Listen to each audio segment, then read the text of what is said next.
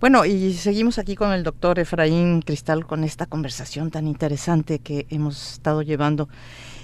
Doctor, nos queda muchísimo esta duda de por qué estas diferencias entre lo que es todo Latinoamérica y Argentina, que es Latinoamérica, pero hay una diferencia muy marcada. Sí, es un asunto fascinante porque antes de que se tomara la decisión política de llevar a cabo estas llamadas batallas en el desierto, estas pugnas para expulsar las poblaciones indígenas y en ciertos casos incluso tratar de exterminarlas, antes de tomar esta decisión política, la cultura hispana en Argentina era muy parecida a la del resto de Hispanoamérica.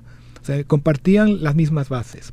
Si uno lee cualquier libro, cualquier ensayo, cualquier texto de la época que describía la región, la describía como quien describiría una parte de Chile o del Perú o de México. Un caso muy interesante es el caso de Con Color Corvo, este autor que escribe un viaje imaginario de Buenos Aires a Lima y lo hace a finales del siglo XVIII. Y por supuesto habla, además es el libro en el que se habla del gaucho por primera vez. Y habla de todo tipo de regiones, de todo tipo de culturas, de enclaves coloniales españoles más antiguos, de enclaves más modernos, con todo tipo de fenómeno humano y natural en esa región. Eso va a cambiar radicalmente a partir de las batallas en el desierto. Es decir, cuando se toma esta decisión, la decisión de que tenemos un centro de civilización y un afuera que no lo es, al que se llamará desierto. Y esto, lo interesante es que este concepto se elabora primero por los políticos. O sea, son los individuos como Juan Manuel Rosas, el dictador argentino, como los generales que trabajaban en estas campañas, que dan la palabra de cierto a su proyecto, y además son incluso ellos los que tratan primero el tema de la cautiva o los cautivos, porque en cada una de las justificaciones para llevar a cabo este proyecto todos hablan de cautiverios. Incluso se publicaron una serie de documentos en los cuales aparecen los nombres de las mujeres cautivas que han sido rescatadas. Y la mayoría de ellas se llaman María, porque no tienen apellidos y quizás tampoco hablaban el español. Luego de eso surge el primer gran texto de la literatura argentina, que se llama La cautiva de Esteban Echeverría, publicado en 1837, donde por primera vez se conjuga la idea de desierto y cautiva en la literatura, y yo creo que con ese texto se crea el horizonte de lo que es la literatura argentina. Poco después, otro gran escritor argentino,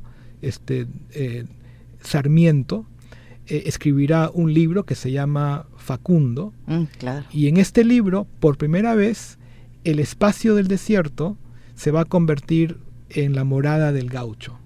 Antes, el gaucho, empezando con el libro de Con Color Corvo, aparecía en montañas, por ríos, en fin, en un espacio muy heterogéneo. No en la pampa. No en la pampa. Pero entonces la genealogía es, primero los políticos inventan la idea del desierto, luego justifican estas campañas con la idea de la cautiva, luego hay una literatura de la cautiva que inventa Esteban Echeverría, y luego Sarmiento ubica al gaucho en este espacio. Y el desierto lo estábamos comentando hace algún momento cuando estábamos fuera de aire, todo este concepto del desierto que nos queda pues tan difícil de comprender, sí. y que me encantaría que habláramos, digamos, de estas diferencias religiosas, ideológicas, no sé cómo podríamos decirlo, ¿no? Sí, para eso tenemos que remontar cientos de años, tenemos que remontar al momento del descubrimiento, conquista, descubrimiento, y cuando se empiezan a elaborar las instituciones en América, que de alguna manera van a dar un sentido político y cultural y religioso a América. España, ante el descubrimiento de América, tenía opciones políticas, opciones filosóficas, opciones religiosas. Y por varios tipos de razones, España decide aceptar la heterogeneidad del mundo americano. La única filosofía disponible a un europeo en esa época para comprender la diversidad humana era la filosofía de Santo Tomás de Aquino, que se convierte en filosofía, en teología oficial de España. Según Santo Tomás de Aquino, si existe una comunidad humana, es que Dios ya está presente, aunque todavía no tenga esta comunidad conocimiento preciso de las verdades cristianas. Esa era una manera de respetar a cada comunidad, porque en ellas Dios ya estaba presente, de ofrecerles la verdad cristiana e incorporarlas a un mundo heterogéneo en el que se respetaría la heterogeneidad siempre y cuando no contradiga la visión cristiana del mundo. Esta idea de Santo Tomás de Aquino era una idea que va a determinar la cultura hispanoamericana, hasta en la planificación urbana. O sea, cuando tenemos en Hispanoamérica las plazas de armas o los zócalos con la catedral, la sede del poder del país, la sede del poder de la ciudad, en el centro de la ciudad, y luego que los vecinos más importantes viven alrededor de ellas y así. Esa es la filosofía de Santo Tomás de Aquino aplicada a al urbanismo. O sea, ciudades así no existían en España porque la filosofía de Santo Tomás de Aquino estaba dormitando durante 200 años y se convierte en filosofía oficial. O sea, esa era una manera de ver el mundo que aceptaba heterogeneidades y que pensaba eventualmente incorporar a toda Hispanoamérica, manteniendo las jerarquías, manteniendo las heterogeneidades, pero incorporarla a un mundo común, a un mismo mundo. O sea, de alguna manera es esta conquista ideológica que se va dando junto con la conquista real, digamos, física, ¿no? Entonces, de alguna manera, cuando los argentinos optan por exterminar, excluir, expulsar a sus poblaciones indígenas, están rompiendo con ese pacto político también. Se están separando de lo que sería la mentalidad política de México o de Perú. Y la espiritual, sea, cristiana, sí, la base donde no hay desierto. Donde no hay desierto. ¿No? Ese es un problema. Exacto. Porque justamente hay una palabra alemana que también tiene su versión anglosajona. En alemán sería Wildnis, que es una palabra que Lutero usa bastante y en contextos muy interesantes, y una palabra que en inglés existe que se llama wilderness, y la palabra significa un espacio donde no hay creyentes de tu religión. O sea, es un desierto, pero un desierto espiritual. Y esa manera de ver el mundo justifica un poco la expulsión, la exclusión. O sea, no es que se excluya la conversión del todo, pero no es lo que se está buscando. Lo que se está buscando es otro tipo de fenómeno.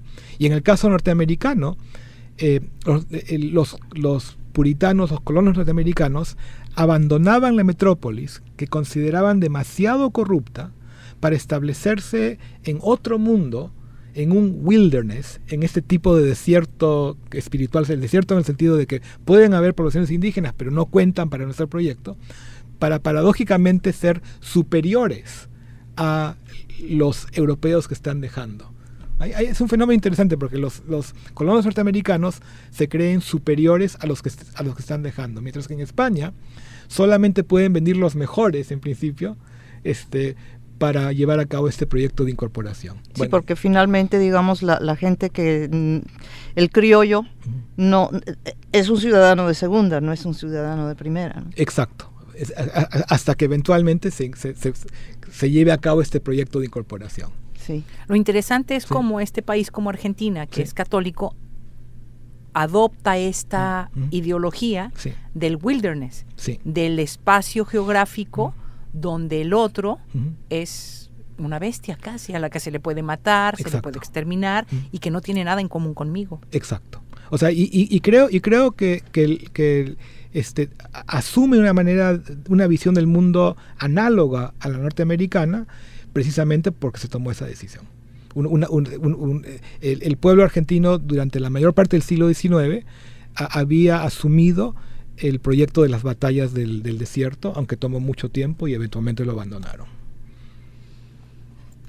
¿Cómo es que esa decisión afecta, por ejemplo, ahorita, en este momento, a la relación del pueblo argentino con el resto de Latinoamérica?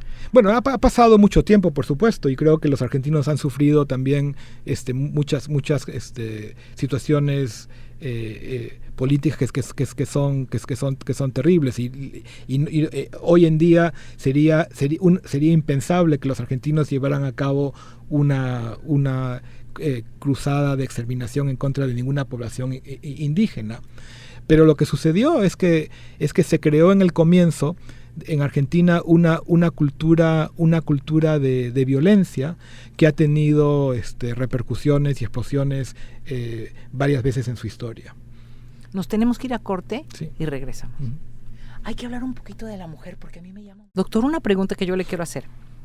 El papel de la cautiva, la mujer como cautiva, pareciera que es una protagonista de la historia, pero en realidad es una víctima, es una manipulación.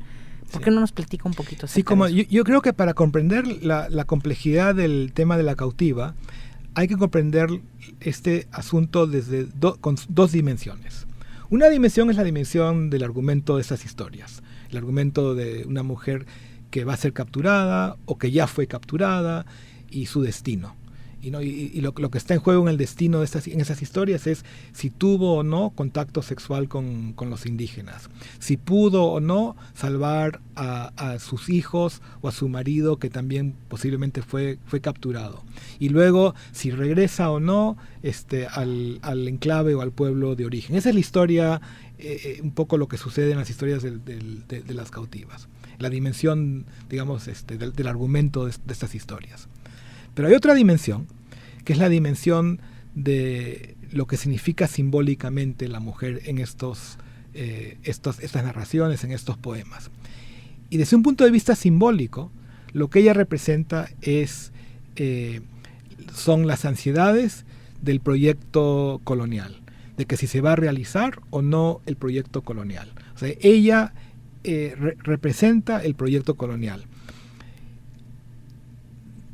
A lo que añadiría también otro punto muy importante, y es que para que un proyecto colonial de este tipo funcione, tienen que haber mujeres fértiles con las cuales el mundo colonial europeo pueda reproducirse. O sea, sin ellas no hay reproducción. Sin ellas el proyecto va a fracasar, porque es una visión del mundo enemistada con el mestizaje. Otras razones por las cuales a partir de esta decisión política de Argentina, también Argentina se va a diferenciar un poco de otros países hispanoamericanos. Entonces, la idea, hay una historia que tiene una dimensión simbólica, y esta dimensión simbólica tiene un trasfondo, que es el terror de que no tengamos suficientes mujeres europeas para que el proyecto colonial pueda funcionar, porque sin la mujer europea en los espacios que se están colonizando, en el caso de Argentina, en los espacios donde se va a expulsar al indígena, que no habrá suficientes mujeres europeas para que se pueda reproducir los enclaves que se van a establecer. Para que siga siendo una población blanca. Claro. Y es por eso que mientras que el tema literario más importante en los Estados Unidos desde el siglo XVI hasta el siglo XIX, y el tema más importante de la literatura argentina desde sus comienzos, o sea, en 1837 con el libro que se llama La cautiva, hasta bien entrado el siglo XX, y es un tema que todavía recurre en Argentina, en el imaginario literario y pictórico, es la mujer cautiva. En cambio, en el resto de Hispanoamérica, el tema análogo sería el tema del incesto de hermano y hermana. Ese sería el tema equivalente en el resto de A ver, platíquenos, porque a mí me intriga mucho eso. ¿Cómo que el incesto? Porque el incesto, bueno, es pecado mortal. ¿Es la continuación de la raza? Bueno, hay dos vertientes de esta historia. Una es la vertiente del hermano y la hermana, que no saben que son hermano y hermana y que se enamoran. En algunos casos se enteran a tiempo, en otros casos es trágico, pero en cualquier caso esa es una de las variantes. Y es un tema que aparece por todo Hispanoamérica. El otro tema es el tema del hermano y hermana que se enamoran pero que no consuman su relación. Y suele ser estas historias de las familias patriarcales que están a punto de la descomposición. O sea, para dar un caso mexicano, una de las grandes novelas de la literatura del siglo XX, que es también una gran novela mexicana, es Pedro Páramo de Juan Rulfo. Y fíjese, el protagonista de Pedro Páramo es Juan Preciado, este joven que está en busca de su padre, Pedro Páramo. Y en camino a Comala, la primera persona con quien se encuentra resulta que es también hijo de Pedro Páramo. Y poco a poco se da cuenta de que todos son hijos de Pedro Páramo. De modo que cada relación íntima que se dé en este lugar es una relación incestuosa. Claro. O sea que ese es un ejemplo mexicano de este tema. Lo propio se podría decir de 100 años de soledad de Gabriel García Márquez. O sea, es una novela espectacular, con el realismo mágico y todo lo demás, pero es una novela impulsada por el tema del incesto. Al comienzo, la protagonista femenina no quiere tener relaciones íntimas con su esposo porque teme que por el incesto tendrá un hijo con cola de puerco. Ajá, sí. Entonces, en el fondo, toda la novela es la postergación de ese hecho. Pero mire, doctor, Sí. yo entiendo perfectamente el tema Sí. de la cautiva, Sí. ¿no? Inventan esta ficción Sí. para perpetuar un sistema colonizante, Sí. colonial, Sí. que lo que quiere es exterminar. Sí. Pero en el caso del incesto, ¿qué es lo que se propone? Lo que se propone, paradójicamente, es una defensa del mestizaje. Esa es la paradoja del incesto. Porque en cada una de estas novelas, en cada uno de estos poemas del incesto en Hispanoamérica, en cada una de ellas, el ideal sería la unificación de las razas. Ese es el ideal. Entonces, ese es el ideal que está detrás de estos textos. Entonces, lo que causa ansiedades son los obstáculos, los impedimentos. Y el impedimento principal es el padre prolijo que tiene relaciones lícitas e ilícitas y que no permite que este proceso natural del mestizaje se lleve a cabo. Y por lo general, en este tipo de literatura, el padre representa lo que uno querría dejar atrás. O sea, en el caso de Pedro Páramo, el caudillismo de Pedro Páramo es lo que México quiere dejar de atrás para que se puedan dar relaciones íntimas, que se puedan crear familias adecuadas. O sea, la dinámica es la esperanza de tener una sociedad mestiza, y luego el padre es el que no lo permite. O sea, en el caso, digamos, para tener un contraste, la gran novela cubana de todos los tiempos es Cecilia Valdés de Cirio Villaverde. Y en este caso es el tema de la mulata.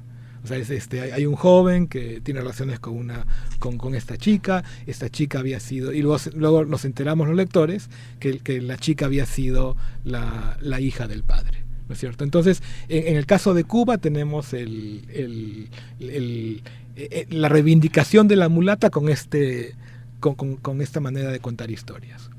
Pero finalmente también digamos esa relación entre los dos hermanos, sí, que significan el mestizaje, claro, y que no se permite porque son hermanos. Porque son hermanos. Entonces, entonces tenemos esta doble relación. Por un lado, la defensa del mestizaje, la paradoja es que es el incesto que no lo permite y es el padre que produjo el incesto. Y los chicos no lo saben, ¿no? O sea, en el caso del Perú, la gran novela peruana del siglo XIX es Ave sin nido de Clorinda Mato de Turner. Y aquí tenemos a un joven hijo del gobernador, por lo menos cree ser hijo del gobernador del pueblo, que se educa, que quiere civilizar a un pueblo en los Andes que ha sido abusado y explotado por tanta gente, que se enamora de una chica indígena magnífica, y luego se enteran que los dos son hijos del cura y no se pueden casar. O sea, para poner este contexto, sí. a ver si estoy entendiendo bien, porque a mí me interesa mucho el tema. Si yo quiero ser una madre de esta raza cósmica de Vasconcelos, que es el mestizaje, me enamoro de un gallardo y apuesto joven. Exacto. Y resulta que ese joven es tu hermano. Es mi hermano. Exacto. Y no puedo concebir la raza cósmica. Exacto. Entonces, es la ansiedad de no poder concebir la raza cósmica, y en cada una de estas historias, el padre representa el obstáculo. El obstáculo. Y ahí está la diferencia con Argentina, porque en Argentina lo que se está provocando es que no haya este mestizaje. Exacto. Y aquí se está tratando de defender ese mestizaje. Entonces, por eso en Argentina el tema que triunfa es el tema de la cautiva en el desierto, mientras que en otros lugares de Hispanoamérica el tema que triunfa es el tema del incesto. Híjole, pues ¿cuántos minutos nos quedan? Ya nos queda muy poquito, 2 minutos. ¿Y en Europa? En Europa el tema equivalente es el tema de la mujer adúltera. Y eso es muy interesante, porque la mujer adúltera en Europa pone en peligro las relaciones de herencia, y también pone en peligro las relaciones entre las familias que se han unificado con ese matrimonio. Entonces, por eso es un tema tan apasionante para los europeos, porque una mujer adúltera pone en tela de juicio todas las relaciones sociales ya establecidas. Ahora, en Hispanoamérica, ese tipo de relaciones todavía no se han establecido. Entonces, por eso el incesto es más importante, porque el incesto también significa, en esas novelas significan que nos dicen que todavía no hemos llegado a establecer el tipo de relaciones sociales que nos gustaría tener. Los europeos ya tienen el tipo de relaciones sociales que querrían tener, pero la mujer adúltera las puede llevar abajo.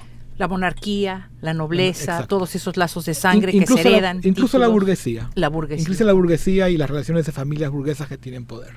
Eso es lo que la mujer adúltera pone en riesgo. Pone en riesgo estas relaciones, digamos, de sociedad. De sociedad.